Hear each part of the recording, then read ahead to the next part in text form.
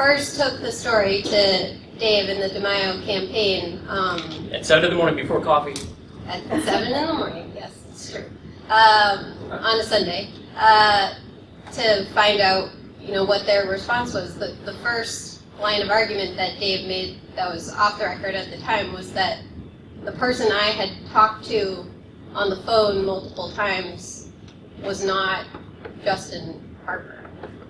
That someone else had a Gmail account that was justinharper@gmail.com or Justin middle initial Harper@gmail.com, had taken out that email account and emailed me saying that he was this person and that we'd had conversations on the phone and that it was someone else pretending to be him. To me, that made me more sure of our story, I would say, because that seemed like kind of a ridiculous claim to be making. And I asked Dave, okay, well, do you have the phone number for the Justin Harper who worked on your campaign? Because then I can compare it to the phone number of the person I've talked to see if that's the same person. He said he didn't have the phone number, so yes, I'm certain that the person that we talked to is Justin Harper. While you have the mic, why don't you answer the dirty campaign question?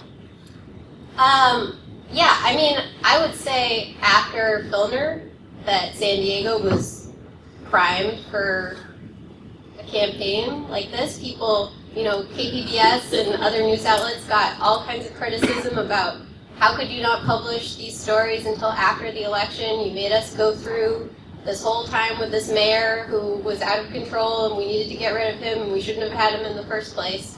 And so people are, want to be sure that the candidates that they're electing are thoroughly vetted, and I guess that includes these kind of dirty stories. So I think that people want that information, and they don't want a situation like we had with Filner.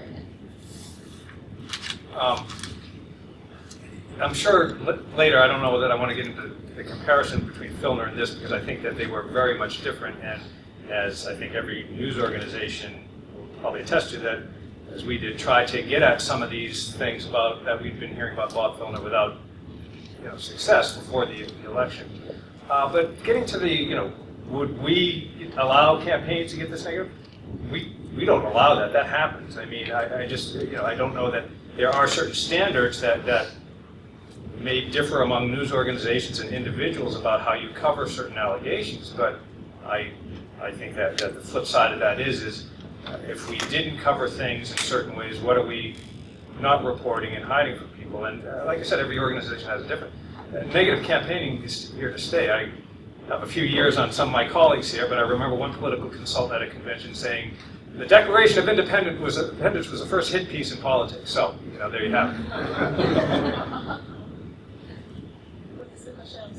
Was this a dirty campaign? I feel like we say that every time. I mean, I feel like every campaign, it's always like, that's the first thing people say as soon as it's done, that it was the dirtiest, nastiest campaign. And look, I agree with Michael Smolens here.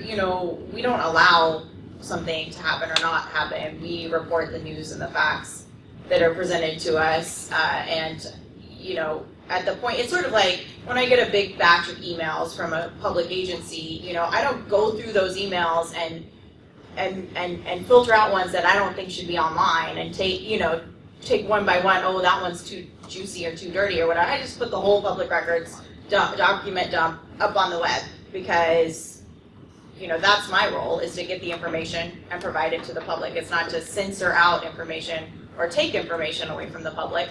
So, I don't know how it's us allowing it. I think, when accusations are made in a public place, it's our job to try to vet them out and try to find out what happened. And like I said, we're still going on trying to figure out. I can guarantee we're not going to stop trying to get to the bottom of what happened in this situation, because I talked to Carl DeMaio this morning, and he's very interested in making sure that all the facts, all the emails, all the stuff that came out in the search warrants, all the stuff that he has in his campaigns gets vetted out by reporters. And I think that that's our job. It wouldn't be our job to hold any of that stuff back from the public, not let any of that negativity get out. So.